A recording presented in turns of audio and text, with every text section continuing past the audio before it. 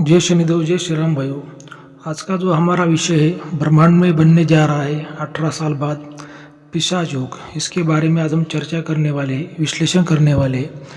अगर आपने चैनल को सब्सक्राइब नहीं किया तो सबसे पहले चैनल को सब्सक्राइब करिए, लाइक करिए, शेयर करिए, क्योंकि जो भी मैं आपको जानकारी देने की कोशिश करता हूँ बिल्कुल सही जानकारी देने की कोशिश करता हूँ। और जो अपना सनातन धर्म है, जो शास्त्र है, जो पुराण है, उसमें जो ओरिजिनल जानकारी वही आपको मैं देने की कोशिश करता हूँ। ऐसी सही जानकारी आपको कहीं भी सुनने को नहीं मिलेगी। तो सबसे पहले चैनल को फॉलो करिए, सब्सक्राइब करिए, लाइक करिए। तो देखिए, ब्रह्मांड में 18 साल में एक बार पिशाच योग बनता है और ये शनिदेव भगवान और राहुदेव भगवान के मिलन से बनता है। जब ये दो ग्रह एक राशि में आते हैं, एक नक्षत्र में आते हैं, मतलब पास में आते हैं, तो इनसे जो पिशाच योग बनता है वो बहुत ही हानिकारक होता है, बहुत ही खतरनाक होता है। अब ये नाम से आप समझ गए होंगे कि जो पिशाच योग होता है वो कितना खतरनाक होता है। जो जानकार लोग हैं, जिन्होंने गुरु किया है, वो सब ये बातों को जानते हैं। लेकिन फिर भी मैं आपको पूरी सही जानकारी बताऊंगा विस्तार से। उसके लिए क्या उपाय करना चाहिए वो भी मैं आपको बताऊंगा। किनको उसका ज़्यादा नुकसान होगा, किनको कम नुकसान होगा, और देश दुनिया पर उसका क्या प्रभाव गिरेगा, 12 राशि पर उसका क्या प्रभाव गिरेगा, सभी बातों पर आज हम चर्चा करने वाले। वीडियो को पूरा सुनिए, ध्यान से सुनिए। देखिए भाइयों, जो पिशाच योग होता है खतरनाक होता है और तांत्रिक शक्ति में सबसे खतरनाक ये योग होता है। जब आसमान में, जब ब्रह्मांड में जब पिशाच योग बनता है तो जो जितनी भी तांत्रिक शक्तियाँ होती है, नेगेटिव शक्तियाँ होती है, पूरी एक्टिव हो जाती है। और जो हमारे जो पहले जो दादा गुरु थे, बड़े बड़े जो तांत्रिक महाराज गुरु थे, वो इतना भी कहते थे कि जब ब्रह्मांड में पिशाच योग बनता है तो बड़े बड़े जो अघोरी होती है उनकी साधना सिद्ध हो जाती है। क्योंकि जो ब्रह्मांड में जो योग बनता है वो 18 साल में एक बार बनता है। और जो बड़े बड़े तांत्रिक लोग हैं इस योग का वो 18 सालों से इंतज़ार करते रहते हैं। और जब ये योग ब्रह्मांड में बनता है तो पूरी नेगेटिव शक्तियाँ, दैत्य शक्तियाँ पूरी जाग जाती है। और ये इतना भी लोग कहते हैं, जो हमारे जो गुरुवर जो लोग थे, कि ये जब पिशाच योग आता है जब ब्रह्मांड में, तो शमशान पूरा जाग जाता है, इतना वो खतरनाक होता है। देखिए क्या है, क्या ये कब बन रहा है, तो ये 29 मार्च से लेके कम से कम 31 मई तक ये योग रहेगा इस 2025 में। तो इस बात में आपको सभी, इस टाइम में आपको सभी को सावधानी बरतनी है कि जो भी आप काम करते हो, रास्ते से चलते हो, कोई भी आपका जो कार्य है, घर में वाद विवाद झगड़े किसी के ना हो। क्योंकि पिशाच योग में क्या हो जाता है कि जैसे आमतौर पर जो आपकी नेगेटिव शक्ति रहती है बॉडी में, घर में, वो कम उसका पावर रहता है। लेकिन जब ब्रह्मांड में पिशाच योग बनता है तो उसका पावर 4 गुना से 5 गुना उसका बढ़ना शुरू हो जाता है। तो जैसे आप मान लीजिए किसी को आप गाली देना चाहते थे तो आप डायरेक्टली उसका मर्डर कर देंगे। ये मतलब आपका जो क्रोध है 10 गुना उसमें बढ़ जाएगा। इसी वजह से क्या है कि 29 मार्च से लेकर 31 मई तक आपको पूरा सावधान रहना है। और इसका जो प्रभाव है सभी 12 राशियों पर इसका प्रभाव गिरेगा। और किसी राशि पर थोड़ा कम बुरा प्रभाव गिरेगा, किसी राशि पर ज़्यादा बुरा प्रभाव गिरेगा।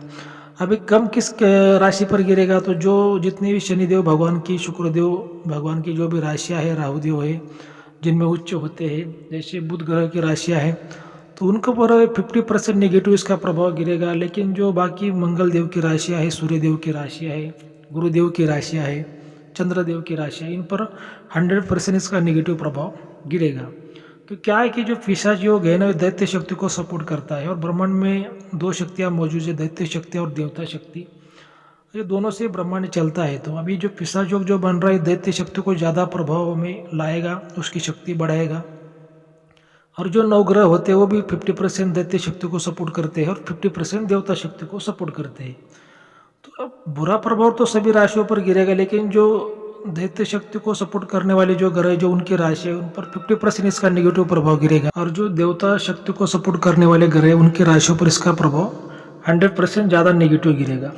और जो देश दुनिया है, धरती है, ब्रह्मांड, इस पर भी इसका नेगेटिव प्रभाव गिरेगा। लेकिन भाइयों देखिए, सबसे ज़्यादा जो इसका प्रभाव गिरेगा जो वैष्णव संप्रदाय के जो जितने भी भक्त हैं, जो लोग हैं, उन पर इसका ज़्यादा नेगेटिव प्रभाव गिरेगा। और जो शैव संप्रदाय के जो भक्त हैं, लोग हैं, उन पर इसका 50% नेगेटिव प्रभाव गिरेगा। तो ये जो पिशाच योग होता है बहुत ही खतरनाक होता है। इसके लिए क्या उपाय करना चाहिए मैं आपको पहले बता रहा हूँ। अगर जो भी व्यक्ति है इसका उपाय करते हैं, जो मैं आपको मंत्र साधना बताता हूँ, तो उनके घर में, परिवार में दिक्कतें बहुत ही कम होगी। और जो ब्रह्मांड में जो पिशाच योग आपके ऊपर जो गिरेगा तो उसका जो नेगेटिव प्रभाव आपके ऊपर नहीं आएगा। नहीं तो अगर आपने मंत्रों का जाप नहीं किया, जो आपको मैं उपाय बता रहा हूँ, या आपने साधना नहीं की, तो जो पिशाच योग का प्रभाव अगर आपके घर पर पड़ता है, आपके ऊपर, आपके काम धंधे के ऊपर पड़ता है, आपके रिश्तों में पड़ता है, तो इसका प्रभाव फिर आने वाले 18 साल तक रहेगा। उसमें उस व्यक्ति का जीवन पूरा बर्बाद हो जाता है। तो ये इसके लिए क्या उपाय करना चाहिए? देखिए, मैं आपको शास्त्र सहित उपाय मैं आपको बताता हूँ। जो भी शास्त्र में उपाय बताए गए वो आपको मैं बताने जा रहा हूँ। तो जो पिशाच योग होता है, दैत्य शक्ति का प्रभाव बढ़ाने वाला जो योग होता है, तो ये जो दैत्य शक्तियाँ होती है, कहाँ पर ये झुक जाती है, कहाँ पे नतमस्तक होती है? तो ये इनके आराध्य तो भगवान शिव है। ठीक है, ये नारायण को दुश्मन मानते हैं, लेकिन भगवान शिव को आराध्य मानते हैं, दैत्य शक्ति। लेकिन जो इसका पूरा नेगेटिव प्रभाव जब खत्म होता है, तो एक ही देवता के सामने खत्म होता है, वो है महाकाली, भद्रकाली। आदि माया शक्ति महाकाली के सामने देवता भी और दैत्य भी दोनों भी नतमस्तक होते हैं। इसके सामने वो झुक जाते हैं। तो इसका पूरा प्रभाव अगर आपको खत्म करना है पिशाच योग का, अगर पहले से आपकी कुंडली में है या पर अब ये ब्रह्मांड में बन रहा है और आपके ऊपर इसका नेगेटिव प्रभाव ना गिरे, तो आपको एक ही उपाय करना है कि महाकाली की साधना, मंत्रों का जाप उसका करना है। उसके महाकाली के जो भी कुछ नियम है, ज़्यादा आपने कुछ भी नहीं भी किया, तो खाली आपने महाकाली का जो मंत्र है, ओम ह्रीम क्लीम चामुंडा विच्चे नमः, ये मंत्र का भी आपने जाप किया, ज़्यादा नहीं भी किया, जैसे स्नान करने के बाद में एक बार भी किया दक्षिण दिशा की तरफ मुँह करके, फिर भी आपके लिए बहुत हो गया। और जो ज़्यादा साधक है, ज़्यादा सिद्धि करने वाले हैं, वो अपने मर्जी से 108 बार भी कर सकते हैं, 1008 बार भी कर सकते, कुछ हवन भी कर सकते।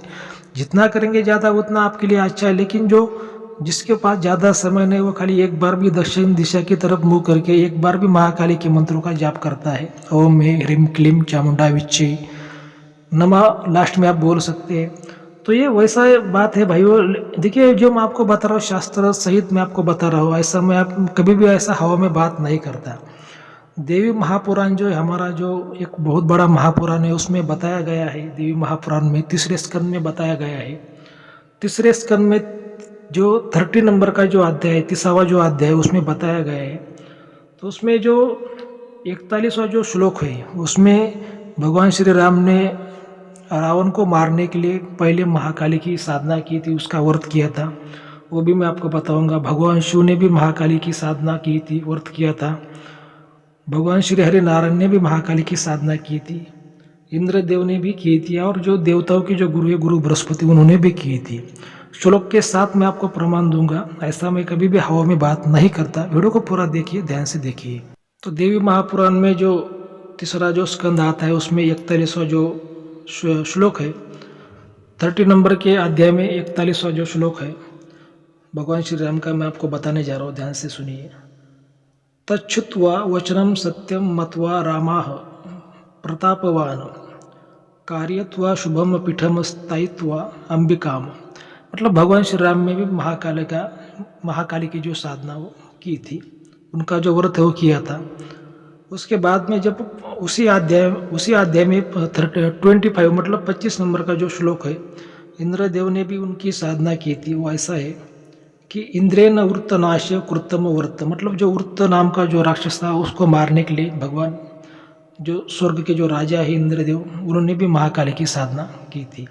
उसी अध्याय में 25 नंबर का वही श्लोक है, उसमें भी बताया गया है कि भगवान शिव महादेव ने जो साधना की थी महाकाली की, उसके बारे में बताया गया है। त्रिपुरस्य विनाशाय शिवेनापि पुरा कृतम। उसी अध्याय में 24 मतलब 24 नंबर का जो श्लोक है, उसमें देवताओं के जो गुरु है, गुरु बृहस्पति, उन्होंने भी महाकाली भद्रकाली की साधना की थी। वो ऐसा श्लोक है, गुरुना ऋतदारेन कृतमेतन महाव्रतम। ठीक है। और भगवान श्री हरि नारायण ने भी उनकी साधना की थी महाकाली की, भद्रकाली की। उसी अध्याय में 26 नंबर का जो श्लोक आता है, 26 नंबर का, उसमें बताया गया है, हरिनाम मधु नाशाय कृतम मेरो महामते। मतलब ये सभी जो त्रिदेव है, बड़े बड़े देवता है, भगवान है, सभी ने महाकाली की साधना की थी। जो भी उनके जो कुछ दुख है, जो उनके कुछ जो समस्या है, उसका नाश होने के लिए उन्होंने सभी महाकाली के शरण में गए हुए। इसी वजह जो अभी ये ब्रह्मांड में जो पिशाच योग जो बन रहा है, अगर कोई भी साधक, कोई भी व्यक्ति महाकाली के शरण में जाता है, उसकी साधना करता है, उसके मंत्रों का जाप करता है, कम से कम उतना अप्रैल और मई 2 महीने तक अगर उसका वो नियम का पालन करता है, साधना करता है, मंत्रों का जाप करता है। और मैंने कहा कि ज़्यादा नहीं भी कर सकते, दिन में एक बार भी किया बहुत हो गया। जो ज़्यादा कर सकते हो ज़्यादा भी कर सकते हैं, जो जितना ज़्यादा करेगा उतना वो तो अच्छी बात है। लेकिन ये करने से क्या होगा कि जो पिशाच योग जो ब्रह्मांड में जो बन रहा है, उसकी नेगेटिव शक्ति तो पूरे ब्रह्मांड में फैलने वाली है, धरती पे भी फैलने वाली है।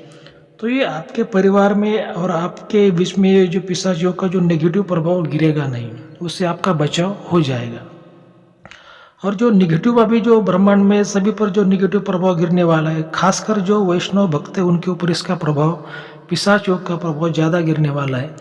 तो जो शैव है उन पर भी गिरेगा, लेकिन जो शैव जो शिव के भक्त है उन पे उनके ऊपर 50% गिरेगा, लेकिन जो नारायण के भक्त है उनके ऊपर 100% गिरेगा पिशाच योग का नेगेटिव प्रभाव। तो मेरा मानना है कि सभी को महाकाली के शरण में जाना चाहिए। जो शैव है, जो वैष्णव है, सभी को जाना चाहिए। अगर आप इस पिशाच योग की शांति के लिए कुछ हवन करना चाहते हैं तो आप दिए गए नंबर पर हमें संपर्क कर सकते हैं। आपके नाम से जो तांत्रिक हवन होते हैं महाकाली के, वो किए जाएंगे। आपके हो चाहे आपके परिवार के नाम से हो, तांत्रिक हवन हम करते हैं। इससे क्या होता है कि जो पिशाच योग जो बनेगा उसकी निगेटिव शक्तियों का जो प्रभाव आपके ऊपर ज़्यादा नहीं गिरेगा। लेकिन जो हवन का जो कुछ फीस होती है, दक्षिणा होती है, आपको ऑनलाइन जमा करनी पड़ती है। अगर आपको कोई समस्या है तो आप दिए गए नंबर पर आप हमें कॉल व्हाट्सएप कर सकते हैं। लेकिन जो चैनल की फीस है भाई वो लागू रहेगी, इस बात को आपको ध्यान में रखना है। तो ठीक है भाइयों, अगर आपको आज का वीडियो अच्छा लगा तो अपने चैनल को सब्सक्राइब करिए, लाइक करिए, फॉलो करिए, शेयर करिए। जय शनिदेव, जय श्री राम, धन्यवाद।